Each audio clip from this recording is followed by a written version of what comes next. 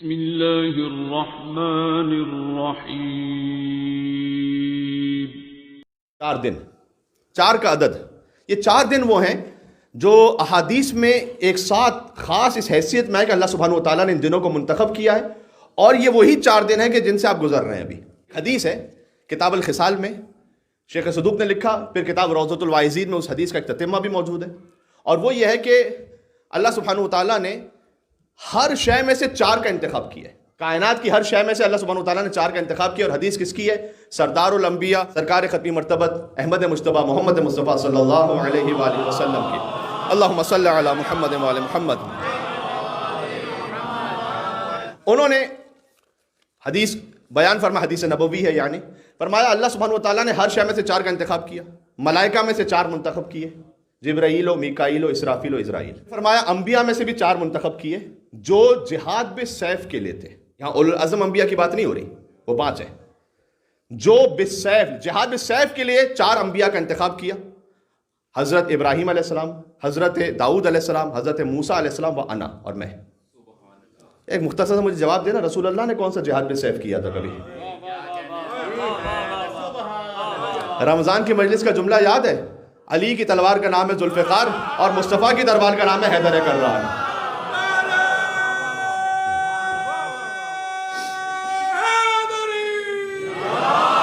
You علی۔ 4 ملائکہ کا انتخاب کیا، 4 نبیوں کا انتخاب کیا۔ اس کے بعد فرمایا کہ 4 خاندانوں کا انتخاب کیا۔ خاندان حضرت آدم، خاندان حضرت نوح، وآل ابراہیم وآل عمران علی العالمین۔ آیت پڑھی، اللہ سبحانہ و تعالیٰ نے آدم اور نوح اور آل ابراہیم اور آل عمران کو منتخب کر لیا ہے۔ فرمایا 4 شہروں کا انتخاب کیا۔ اچھا، شہروں میں حضور نے آیت کون سی پڑھی ہے؟ حضور نے پڑھی آیت والتین والزیتون وطور سینین وہذا البلد الامین۔ اللہ نے 4 شہروں کا انتخاب کیا، 3 زیتون، طور سینہ، بلد امین۔ پھر خود وضاحت فرمائی، 3 اور زیتون کہتے ہیں فگز اینڈ اولیوز کو، تو یہ کون سے شہر ہیں؟ فرمایا حضور نے التین والمدینہ، یہاں 3 سے مراد مدینہ ہے، صحیح ہے، مدینہ کا انتخاب کیا۔ والزیتون، زیتون سے مراد بیت المقدس ہے۔ طور سینہ سے مراد کوفہ ہے۔ وہذا البلد الامین مکہ مکرمہ ہے۔ یہ 4 شہروں کا اللہ سبحانہ و تعالیٰ نے انتخاب فرمایا، 4 عورتوں کا انتخاب فرمایا، اور انہیں عالمین کی سردار قرار دیا۔ حضرت آسیہ، حضرت مریم، حضرت ختیجہ، حضرت فاطمہ زہرا سلام اللہ علیہا، اور اللہم صلی علی محمد وآل محمد، اور فاطمہ زہرا سلام اللہ علیہا کو ان 4 میں سے بھی سردار قرار دیا۔ حج میں سے 4 فریضوں کا انتخاب کیا۔ تعبیر بڑی خوبصورت ہے، السج والعج والاحرام والطواف۔ فرمایا السج، سج سے مراد ہے قربانی، والعج سے مراد ہے تلبیہ، لبیک اللہم لبیک۔ احرام کا انتخاب کیا اور طواف کا انتخاب کیا۔ حج کے بھی فریضوں میں سے 4 کا انتخاب کیا۔ مہینوں میں 4 کا انتخاب کیا، رجب المرجب، شوال المکرم، ذوالقعدۃ الحرام، ذوالحجۃ الحرام۔ دنوں میں 4 کا انتخاب کیا۔ یہ 4 دن کون سے ہیں؟ یہ 4 دن وہ ہیں جن سے ابھی ہم گزر رہے ہیں، 4 دن۔ یوم الترویہ، سب سے پہلے فرمایا یوم الجمعہ و یوم الترویہ و یوم العرفہ و یوم النحر، یعنی جمعے کا دن، 8 ذوالحجۃ الحرام، 9 ذوالحجۃ الحرام اور 10 ذوالحجۃ الحرام کہ ترویہ جسے 8 ذوالحج کہتے ہیں، عرفہ کا دن 9 ذوالحج، یوم النحر قربانی کا دن 10 ذوالحج۔ یہ 4 دن اللہ سبحانہ و تعالیٰ نے خاص منتخب کیے ہیں، تو آپ 4 منتخب ترین دنوں کے درمیان اس وقت اپنا وقت گزار رہے ہیں، یہ ذہن میں رکھیے گا، جو خاص اللہ سبحانہ و تعالیٰ نے منتخب فرمایا ہے۔ اچھا، ترویہ، عرفہ اور عید قربان سب جانتے ہیں۔ یوم الترویہ، ترویہ 8 ذوالحج کو کہتے ہیں، بڑی تاکید ہے روزہ رکھنے کی اس دن بھی۔ ترویہ کہتے ہیں 2 معنی اس کے، آپ اس کو لطف محسوس کریں گے، اس لیے میں آپ کو سنا دوں۔ ایک ہے سیراب کرنا، اس لیے کہ جب حاجی 8 ذوالحج کو جاتے تھے وقوف عرفات کے لیے، تو پھر 8 ذوالحج کو جاتے تھے 9 ذوالحج کے لیے تاکہ وقوف عرفات کر سکیں، تو عرفات میں پانی نہیں تھا، تو پانی لے کے جاتے تھے، اور پانی لے کے جب جاتے تھے تو وہاں پر پوچھتے تھے تروئی تم، کیا تم سیراب ہو گئے، کیا تم نے پانی پی لیا، کیا تم نے پانی پی لیا، اس لیے سے یوم الترویہ کہا گیا۔ یہ ایک وہ وجہ ہے کہ جو امام کی حدیث میں آئی، لیکن ایک اور وجہ بھی ہے، غور کیجیے گا۔ ایک آغا فیض الاسلام ہے، انہوں نے شرح صحیفہ سجادیہ لکھی ہے، انہوں نے کتاب لکھی شرح صحیفہ سجادیہ، اس کے صفحہ نمبر 322 پر اس حدیث کو لکھا ہے۔ یوم الترویہ کا ایک اور مطلب بھی ہے، کیونکہ ترویہ کا مطلب ہے فکر کرنا، سوچنا۔ حضرت ابراہیم علیہ السلام نے جو خواب دیکھا کہ وہ اسماعیل کو ذبح کر رہے ہیں، وہ 8 ذی الحج کو دیکھا، 8 ذی الحج کو جب انہوں نے خواب دیکھا تو وہ سوچنے لگے کہ کیا یہ حکم خدا ہے کہ میں اپنے ہی جوان فرزند کے گلے پر چھری پھیروں. 9 ذی الحج کو پھر سے خواب دیکھا یہی. چونکہ 8 ذی الحج کو خواب دیکھا پہلی مرتبہ تو انہوں نے سوچا کہ یہ حکم خدا ہے یا نہیں, لہذا اسے کہا گیا یوم الترویہ. اور 9 ذی الحج کو دوبارہ خواب دیکھنے کے بعد وہ یقین کی منزل تک پہنچ گئے اور معرفت کو حاصل کر لیا, لہذا 9 ذی الحج کو کہا گیا یوم عرفہ. اور 10 ذی الحج کو قربانی کی, لہذا وہ یوم قربان ہے. سمجھ میں آ رہی ہے آپ کو؟ یہاں سے وہاں تک ایک اور مل کے صلوات بھیجے محمد و آل محمد پر. اللہم صلی علی محمد و آل محمد.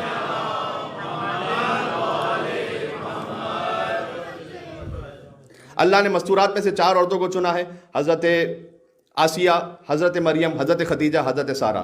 شہروں میں سے 4 شہروں کو سنا ہے, مدینہ, کوفہ, بیت المقدس, مکہ مکرمہ. ملائکہ میں سے 4 کو چنا ہے, جبرائیل و میکائیل و اسرافیل و اسرائیل. دنوں میں سے 4 کو چنا ہے, یوم الجمعہ, یوم الترویہ. یوم الجمعہ کو بھی جمعہ اس لیے کہا جاتا ہے. آپ جانتے ہیں یوم الجمعہ کو جمعہ کیوں کہا جاتا ہے؟ وہ اس لیے کہا جاتا ہے, اس کے لیے بھی کئی روایات ہیں. اس میں سے ایک یہ ہے کہ ایک تو یہ کہ یوم الجمعہ اللہ سبحانہ و تعالیٰ نے جو حضرت آدم علیہ السلام کے لیے خاک جمع کی تھی نا, تاکہ انہیں خلق کیا جا سکے, وہ جمعے کا دن تھا. چونکہ خاک کو جمع کیا گیا لہذا یوم الجمعہ ہے. اور اللہ سبحانہ و تعالیٰ نے عالم ارواح میں تمام ارواح کو جمع کیا تاکہ ان سے اپنی ربوبیت کا, مصطفیٰ کی رسالت کا اور علی کی ولایت کا اقرار لیں. وہ بھی یوم الجمعہ تھا. اللہ نے ارواح کو جمع کیا تھا لہذا وہ یوم الجمعہ, جمعہ کا دن قرار کہلایا, یعنی جس دن ارواح کو جمع کیا گیا. بہرحال جمعہ کا دن, یوم الترویہ, یوم عرفہ, یوم النحر. اللہ نے اصحاب میں سے بھی 4 کو منتخب کیا. یہ حضور نے فرمایا کہ اب جو جملہ پڑھوں یہ کتاب روضۃ الواعظین سے پڑھوں. سلمان و ابو ذر و مقداد و عمار یاسر. پھر فرمایا کہ اللہ نے کلمات میں سے بھی 4 کو چنا, سبحان اللہ والحمد للہ ولا الہ الا اللہ واللہ اکبر. یہ 4 کا سمجھ میں آ رہا ہے؟ اور اللہ نے خلیفہ بھی 4 چنے, حضرت آدم, حضرت ہارون, حضرت داؤد, مولا علی ابن ابی طالب. 4 خلیفہ, 4 کا ذکر قرآن میں. بات واضح. حضرت آدم علیہ السلام, انی جاعل فی الارض خلیفہ, سورہ بقرہ, میں زمین پر اپنا خلیفہ بنا رہا ہوں. حضرت داؤد علیہ السلام, سورہ صاد, یا داؤد انا جعلناک خلیفۃ فی الارض, اے داؤد ہم نے آپ کو خلیفہ بنایا ہے زمین پر. ہارون علیہ السلام خلیفہ, سورہ آراف کی وہ آیت کہ جو آپ ذی الحج کی نماز میں مغرب و عشاء کے درمیان جس آیت کو پڑھ رہے ہیں, وَوَعَدْنَا مُوسَىٰ 30 لَيْلَةً وَأَتْمَمْنَاهَا ب10, ہم نے وَتَمَّ مِيقَاتُ رَبِّهِ 40 لَيْلَةً, ہم نے موسیٰ علیہ السلام سے وعدہ کیا تھا 30 راتوں کا, اس کے بعد 10 راتوں سے اور مزید اسے مکمل کیا, تو آپ کے رکھ کا وقت مکمل ہوا طور سینا پر, جو حضرت موسیٰ علیہ السلام سے مناجات کا وقت تھا 40 راتوں تک. وقال موسیٰ لأخیہ, اور موسیٰ علیہ السلام نے اپنے بھائی سے کہا اخلفنی, کہ آپ میرے خلیفہ بن جائیے اس قوم میں, میری قوم میں, واصلح, اور اصلاح کیجیے ان کی, ولا تتبع سبیل المفسدین, اور فساد کرنے والوں کا اتباع نہ کیجیے گا. اور اللہ سبحانہ و تعالیٰ نے مولا علی ابن ابی طالب علیہ السلام کے لیے ارشاد فرمایا. یہ جو آیت ہے یہ سورہ نور کی آیت ہے کہ وعد اللہ الذین آمنوا, اللہ سبحانہ و تعالیٰ نے وعدہ کیا ہے صاحبان ایمان سے اور ان لوگوں سے کہ جو نیک اعمال انجام دیتے ہیں, کہ یستخلفنہم فی الارض, کہ اللہ سبحانہ و تعالیٰ انہیں خلیفہ بنائے گا زمین پر, کما استخلفت الذین من قبلہم, اس سے جس طرح سے کما استخلف الذین من قبلہم, جیسے کہ ان سے پچھلے والوں میں سے بعض کو خلیفہ بنایا تھا. اور اللہ سبحانہ و تعالیٰ, اب اس کی تفصیل ہے اپنے مقام پر, کہ دین مرتضوی کو, آگے دین کا لفظ ہے ارتضا کے ساتھ, کہ دین مرتضوی کو مستحکم کر دے گا ان لوگوں کے لیے زمین پر. دین مرتضوی یعنی وہ دین جسے اللہ نے چن لیا ہے, جس پر اللہ کی رضا ہے. ہمارے امام بھی مرتضیٰ ہیں, ہمارا دین بھی مرتضیٰ ہے. بعض احادیث کا مفہوم یہ ہے کہ آپ کی ایک واجب نماز زندگی بھر کی ساری مستحب نمازیں اس ایک واجب نماز کے برابر نہیں ہو سکتی ہیں. بعض مرتبہ ہم مستحب نمازوں پہ بڑی توجہ دیتے ہیں اور واجب کی اہمیت نہیں سمجھتے. حضور کے صحابی تھے, انہوں نے کہا کہ یا رسول اللہ میں جماعت میں پہنچتے ہوئے تھوڑا سا لیٹ ہو جاتا ہوں, کبھی 1 رکعت کبھی 2 رکعتیں مجھ سے مس ہو جاتی ہیں, تو آپ مجھے بتلائیے کہ میں کتنا صدقہ دوں کہ میں کمپنسیٹ کر لوں. کچھ لوگ ہمیشہ ڈیبٹ کریڈٹ کے حساب سے سوچتے ہیں نا, فائنینشیل معاملے کے حساب سے, کہ بھئی اگر میری 2 رکعت قضا ہو رہی ہیں تو فرض کیجئے کہ میں نے از ایکولس ٹو, فرض کیجئے کہ ہر رکعت کا اگر 10 نیکیاں ثواب تھی تو اگر 20 درہم میں صدقہ دے دوں گا تو بات ایکول ہو جائے گی. تو حضور نے کہا یہ کوہ ابو قبیس سامنے نظر آ رہا ہے، اس کے برابر بھی اگر سونا اور چاندی زکوٰۃ میں دو تو اس نماز جماعت کے ایک حصے کے ثواب کو نہیں پا سکتے جو تم نے ضائع کیا۔ تو کچھ چیزیں ایسی ہوتی ہیں کہ money can't buy everything, for everything else جو آگے وہ تو جملہ میں نہیں کہوں گا، وہ آپ کو خود پتہ ہے ایڈورٹائزمنٹ کا۔ تو یہ 4 دن کی خاص اہمیت ہے۔ اور روزے عرفہ، اب آ جائیے تھوڑی سی بات روزے عرفہ پر بھی کر لوں، اور میں روزے عرفہ پہ ڈائریکٹ نہیں بات کرنا چاہ رہا ہوں، اس کی فضیلت بھی آپ سنتے رہیں، میں دعائے عرفہ کے کچھ جملے آپ کی خدمت میں پڑھنا چاہ رہا ہوں تاکہ جب آپ دعائے عرفہ کو پڑھیں تو اشتیاق کے ساتھ دعائے عرفہ کی تلاوت کریں۔ اور یہ وہ دعا ہے کہ جو ابا عبداللہ الحسین علیہ السلام جب خود حج پر تشریف لے گئے اور مولا وقوف عرفات فرما رہے تھے، بشیر اور بشر یہ بیان کرتے ہیں کہ ہم نے دیکھا کہ امام حسین علیہ السلام اپنے خانوادے کے ساتھ اور کچھ اصحاب کے ساتھ ایک بلند مقام پر پہنچے اور انہوں نے ہاتھوں کو پھیلا دیا، اور مولا کی کیفیت ایسے تھی کہ جیسے ایک مسکین اپنے آقا سے روٹی کا سوال کر رہا ہو۔ امام حسین علیہ السلام نے ایسے رب العالمین کے سامنے اپنے ہاتھوں کو پھیلایا، اور کئی مقامات ایسے ہیں کہ اتنے آنسو جاری تھے کہ ان کی داڑھی تر ہو رہی تھی۔ ایک مرتبہ ہوتا ہے آنسو بہتے ہوئے رخسار تک آ جائیں، ایک مرتبہ ہوتا ہے کہ ریش مبارک تر ہو جائے، اور گڑ گڑا کر اور فریاد کر کر کے بار بار ابا عبداللہ الحسین علیہ السلام فرماتے تھے۔ اس میں کئی مرتبہ یہ بھی ہے کہ اتنی مرتبہ یا رب یا رب یا رب یا رب کی تکرار کی کہ سانس منقطع ہو رہی تھی، یعنی بار بار کہتے تھے اے میرے پالنے والے، اے میرے پالنے والے، اے میرے پالنے والے، اے میرے پالنے والے، اے میرے پالنے والے، جب تک سانس جاری تھی کہتے رہتے تھے۔ جملے میں آپ کی خدمت میں عرض کرتا ہوں تاکہ دنیا بھر میں اور جہاں مومنین جہاں روزے عرفہ وہ اس وقت کر رہے ہیں وہ بھی اس بیان سے کچھ استفادہ کر سکیں، میں شریک ہو جائیں۔ ابتدأتنی بنعمتک قبل ان اکون شیئا مذکورا، پروردگار تو نے اپنی نعمتوں کا آغاز اس وقت فرمایا کہ جب میں ذکر کے قابل بھی نہیں تھا۔ ابا عبداللہ الحسین علیہ السلام وہ نور مطلق ہیں، اول مخلوق ہیں۔ جب ہم اور آپ پڑھیں تو ہماری کیا کیفیت ہونی چاہیے؟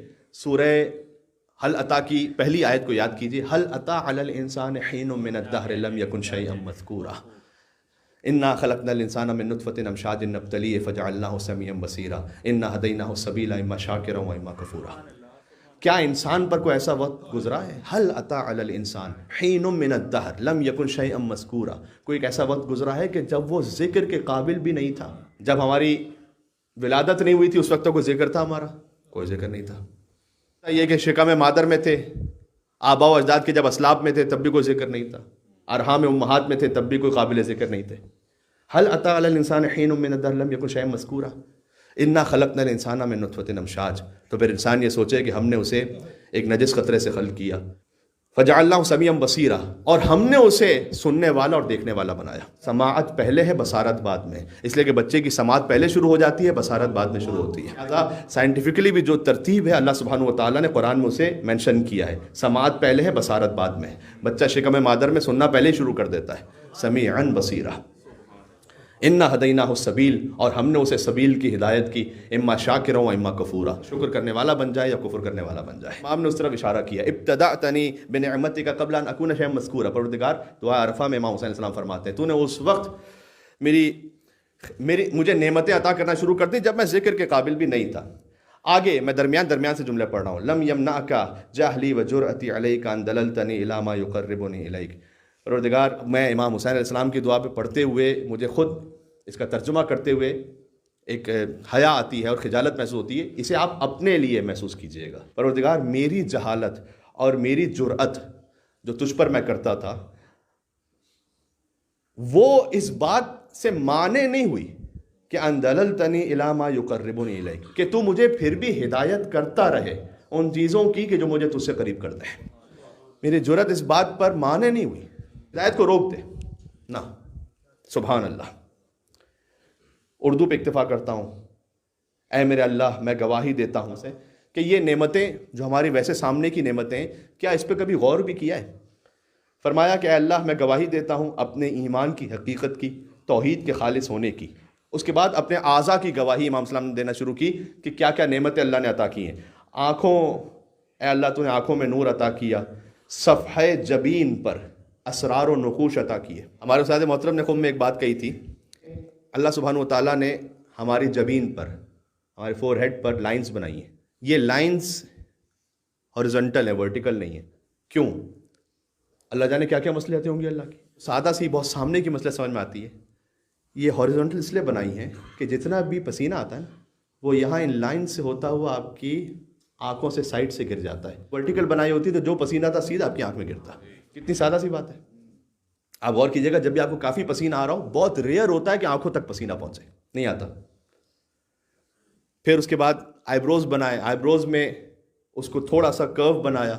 فارسی زبان کے ایک شاعر نے اللہ سبحانہ و تعالیٰ کی نعمتوں کو یاد کرتے جب انہوں نے نظم کہی تھی تو انہوں نے کہا کہ یہ کرو ہے نا, یہ ٹیڑھی ہے, یہ ٹیڑھی ہے لہٰذا اس کا کام سیدھا ہے. تو انہوں نے کہا کہ ابرو چشم الراس بودی کج بودی, اگر آئی برو یہ سیدھی ہوتی تو پھر یہ ٹیڑھی ہوتی, یعنی اس کا کام ٹیڑھا ہوتا. بعض چیزیں ہوتی ہیں کہ جو سیدھی نہ ہو تب وہ سیدھی ہیں. صحیح. مولا فرماتے ہیں کہ صفحہ جبین پر اسرار و نقوش, زیارت دعائے عرفہ سے پڑھ رہا ہوں, سانس لینے کی راہیں عطا کی, بریدنگ, قوت شامہ سونگنے کی طاقت عطا کی, اس کے لیے مخزن عطا کیا جس سے سانس میں لے سکوں اور سونگ سکوں, کان کی ہڈیوں کو راہ دی, 2 لب ایسے عطا کیے جو دہن کو چھپا لیں, زبان جس کی حرکتوں سے لفظ وجود میں آتے ہیں وہ زبان عطا کی, منہ اور جوز میں ایک ربط عطا کیا, اس کا ایک کنیکشن ہے, ادروائز اس کا آپس میں کنیکشن نہ ہو تو مثلا لب ہل رہے ہیں لیکن یہ ساتھ میں نہ موو کریں, آپ نہیں کہہ سکتے کچھ, یہ ہلے اور لب نہ ہلے آپ نہیں کہہ سکتے کچھ. دانتوں کو نکلنے کی جگہ عطا کی, دانت نکلنے ہی کی جگہ نہ ہو تو دانت کہاں سے آئیں گے. قوت ذائقہ عطا کی, گردن کے اعصاب, سینے کی فضا, رگیں جو حمائل کی, پردہ قلب عطا فرمایا, جگر کا اطراف, جوڑ, انگلیوں کے پور, بال, خون, جلد, نروز, رگیں, ہڈیوں کا گودا, دوران رضاعت, ماں کا دودھ. اللہ کی نعمتوں کا شکر ادا کرتے ہوئے مل کے صلوات بھیجیں محمد و آل محمد.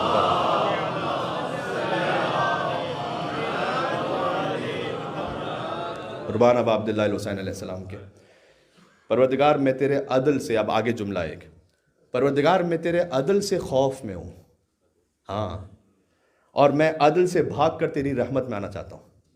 اگر اللہ تعالیٰ سب کے ساتھ عدل کرنا شروع کر دے نا تو کوئی کچھ ڈیزرو نہیں کرتا, کوئی کچھ نہیں. تیرے عدل سے بھاگ کر, امام کا جملہ ہے, تیری رحمت میں آنا چاہتا ہوں. میرے اعمال, میں قربان ہو جاؤں اس جملے پر, میرے اعمال مجھے گونگا بنا دیتے ہیں کہ میں کیا کہوں تیرے سامنے, لیکن تیرا کرم ابھارتا ہے کہ میں بولتا جاؤں تیرے سامنے. میرے اوصاف مجھے مایوس کر دیتے ہیں, یعنی جو میں نے کام کی ہیں وہ مجھے مایوس کر دیتے ہیں کہ راہ نجات کچھ نہیں ہے, لیکن تیرا کرم پھر سے مجھے امید دلا دیتا ہے کہ نہیں ابھی امید ہے. پھر امام فرماتے ہیں جس کی نیکیاں بھی برائیوں جیسی ہوں تو پھر اس کی برائیاں کس جیسی ہوں گی.